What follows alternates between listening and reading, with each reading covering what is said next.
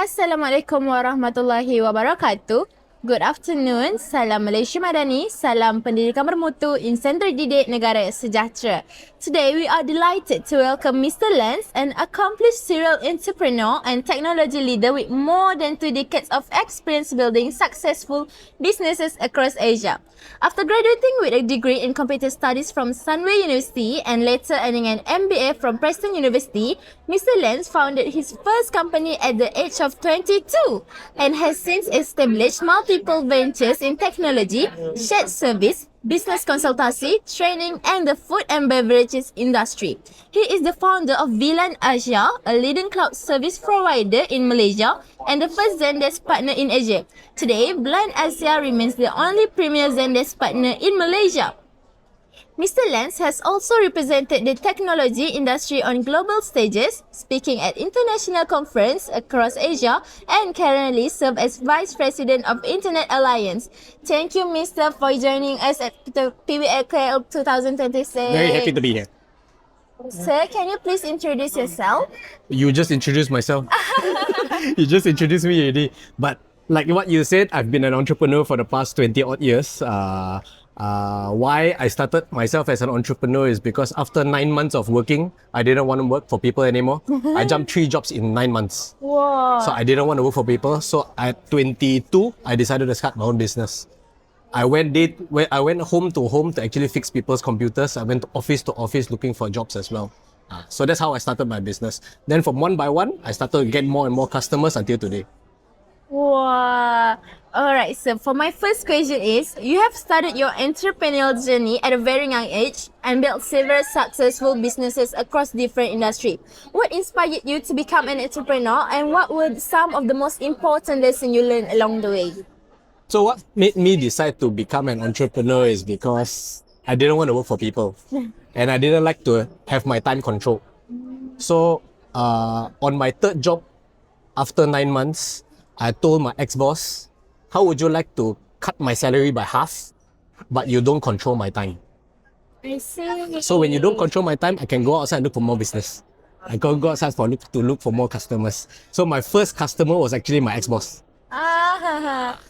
So why I enjoy being an entrepreneur is because I actually enjoy working with people. I don't enjoy sitting in the office doing one thing that I'm hired to do. I prefer to help people solve problems. So it's very difficult for me to do it individually in one single company. So I decided to have more companies by doing this.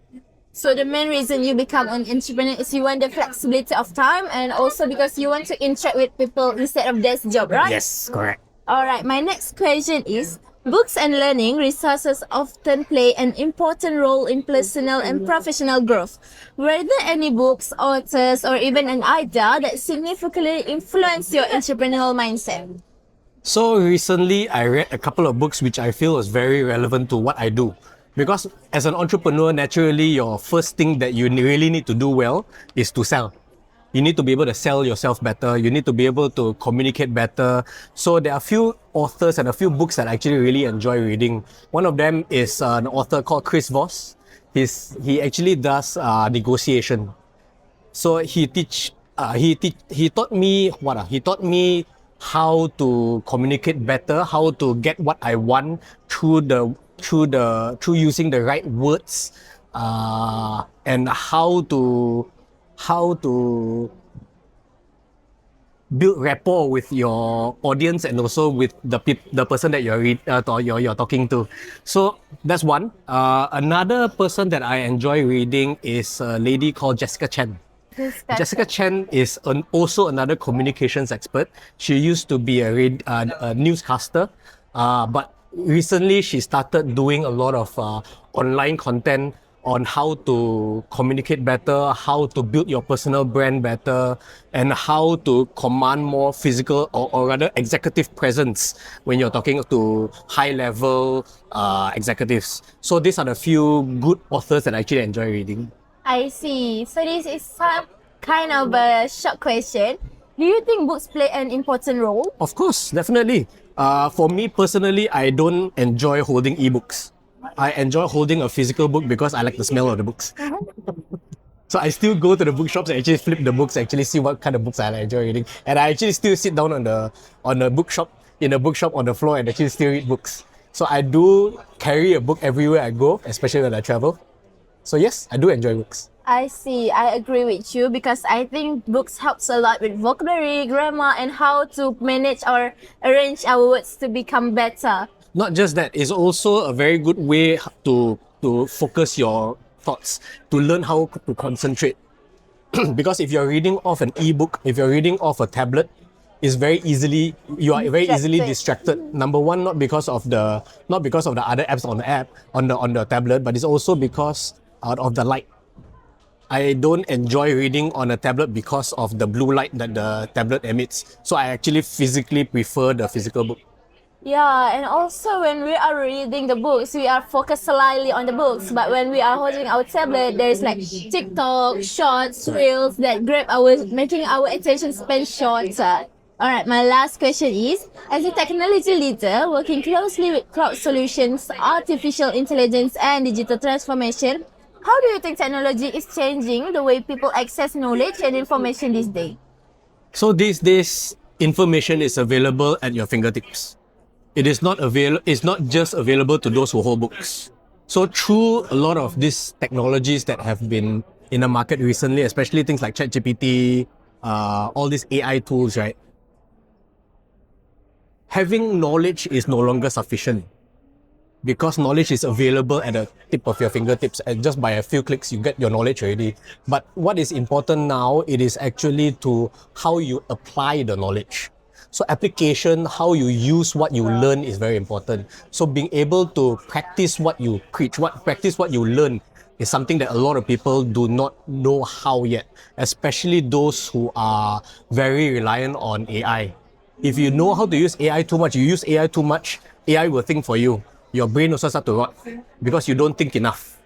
So there is a danger to having too much AI and too much technology, which is why learning how to apply, learning how to practice what you learn, having the opportunity to practice what you learn through the knowledge that you can get through AI or all the technology out there, that's the most important right now. I see. So the most important thing is how we use ourselves and how do we manage our time, is it? Not just your time, it's also what you learn, what you use. So you can read all the social media articles about entrepreneurship, you can learn all about business management, but if you don't practice what you learn, no use. So you must practice. Yeah, it's a waste. We have to use it regularly and daily to become a master at it. Master at what you want to learn and what you want to apply, why you learn the knowledge for. It is not about having the knowledge, it is applying the knowledge. I see. Thank you, Mr. for sharing your inspiring entrepreneurial journey and valuable insights with us today.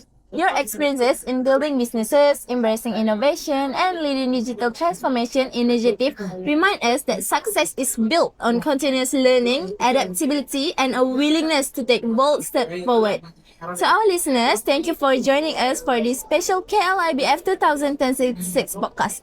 We hope today's conversation inspire you to pursue your ambitions, embrace lifelong learning, and discover new ideas through books and knowledge. Until next time, enjoy podcast TVRZ at PBAKL 2026 and keep reading, learning, and innovating. Goodbye and thank you for listening.